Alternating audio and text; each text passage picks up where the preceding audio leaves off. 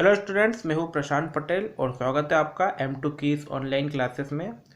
पिछले लेक्चरों में हमने देखा बीटा एंड गामा फंक्शन, उसकी प्रॉपर्टीज़ देखी हमने। अब उससे रिलेटेड कुछ क्वेश्चंस हम कर रहे हैं। उसी सीरीज में एक और क्वेश्चन जो काफ़ी इंपॉर्टेंट है उसको हम करेंगे आज। क्वेश्चन है evaluate integration of 0 to infinity under root of x e⁻³ dx। इसे हमको सॉल्व करना है। तो देखिए, सबसे पहले अगर इस टाइप का कोई भी क्वेश्चन आता है तो हम पहले क्या देखते हैं, हम पहले देखते हैं कि हमारे पास में बेसिकली बीटा फंक्शन की कुछ प्रॉपर्टीज़ है, गामा फंक्शन की कुछ प्रॉपर्टीज़ है, बीटा फंक्शन की डेफिनेशन है, गामा फंक्शन की डेफिनेशन है और उनके बीच का रिलेशन है।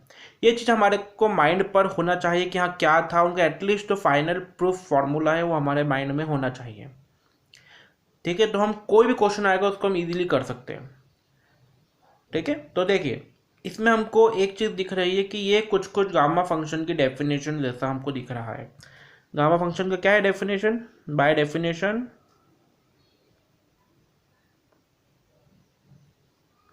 Gamma n equal to integration of 0 to infinity e⁻⁻x(x⁻n−1) dx।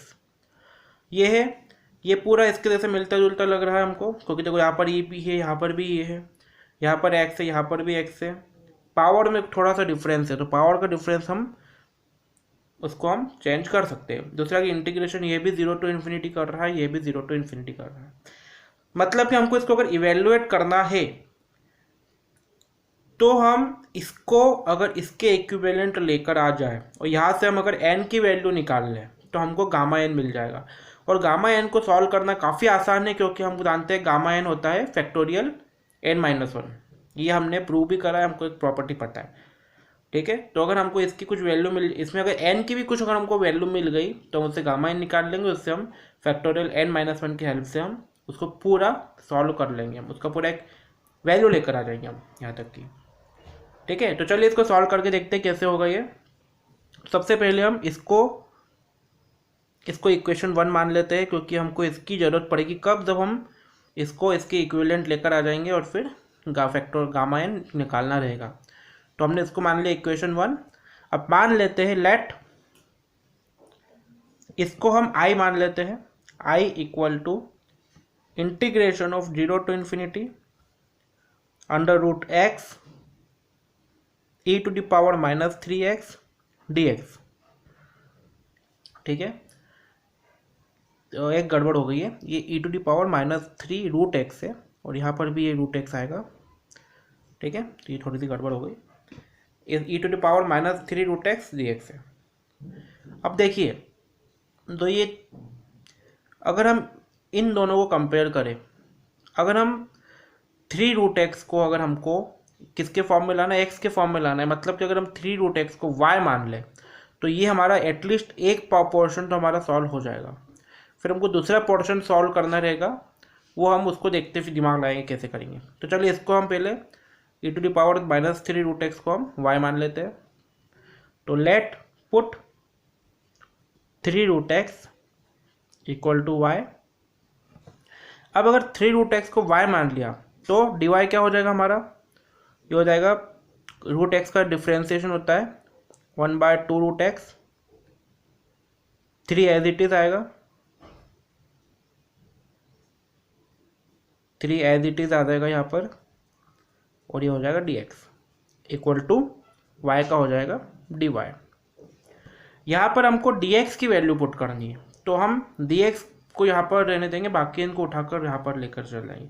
उसके पहले एक और चीज़, यहाँ पर हमको √x की वैल्यू भी निकालनी पड़ेगी, क्योंकि √x का हमको दो जगह काम पड़ेगा, एक यहाँ पर और एक यहाँ पर। तो 3√x इक्वल टू y माना तो हमारा √x इक्वल टू क्या आ जाएगा, √x आ जाएगा हमारा, 3 को इसके नीचे ले जाएंगे y/3। तो एक चीज़ तो हमको ये मिल गई। अब हम ये √x की वैल्यू को इसमें भी पुट कर देंगे हम, तो ये मिल जाएगा हमको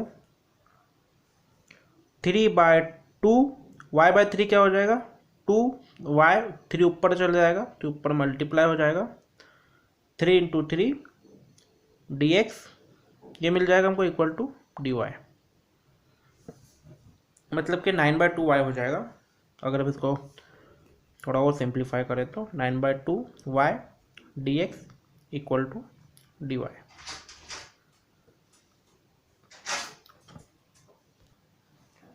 तो यहाँ से हमको dy की वैल्यू क्या मिल जाएगी, dy हमको मिल जाएगा, dx की वैल्यू मिल जाएगी हमको dy के फॉर्म में। क्या मिल जाएगी,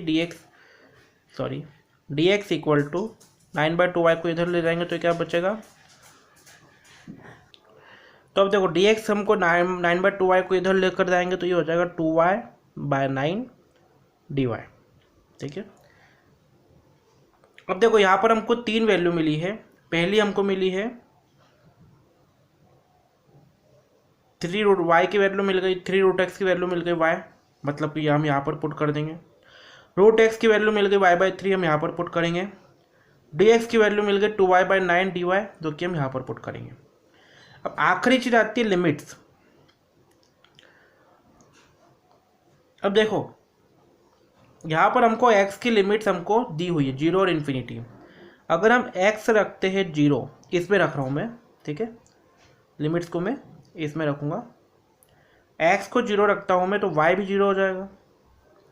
अगर मैं x को इन्फिनिटी रखता हूँ तो y भी इन्फिनिटी हो जाएगा, मतलब कि नो चेंज इन लिमिट्स। अब चलिए सारी वैल्यू को हम आई में पुट कर देते हैं। So i equal to integration of 0 to infinity, √x की जगह आ जाएगा y/3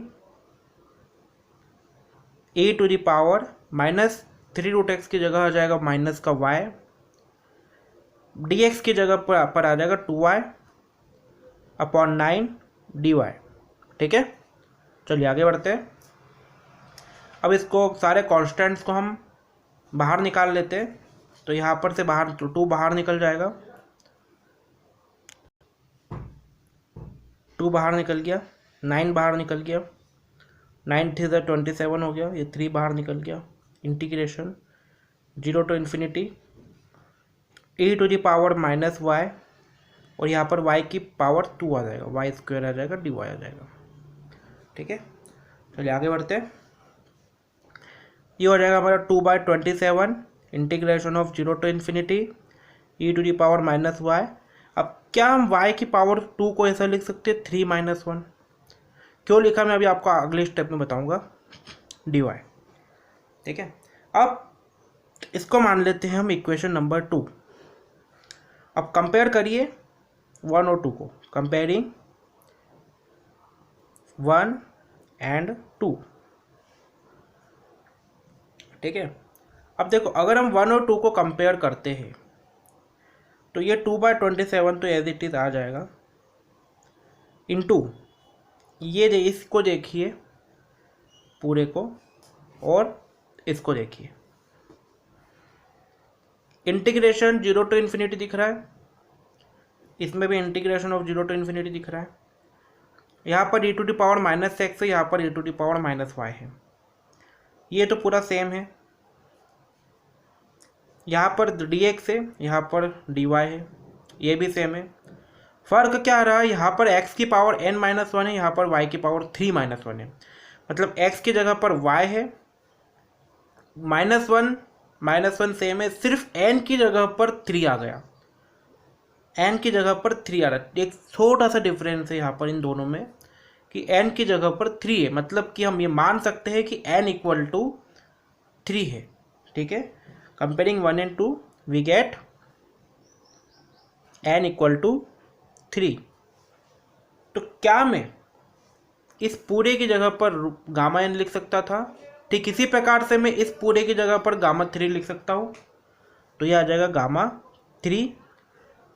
अब गामा 3 हम जानते हैं कि गामा n होता है गामा फैक्टोरियल n-1, तो 2/27 फैक्टोरियल 2 हो जाएगा ये, मतलब कि ये क्या हो जाएगा 2/27 इंटू 2 इंटू 1, मतलब कि ये हो जाएगा 4/27 हमारा आंसर हो गया। तो ये था हमारा आज का क्वेश्चन। आई होप आपको ये पूरा समझ में आया होगा। आप चाहे तो इसको स्क्रीन को पॉज करके आप इसको नोट डाउन पूरा कर सकते हैं। ठीक है, इसको नोट डाउन कर लो, उसके बाद में इसको नोट डाउन कर लेना। Thank you very much. God bless you.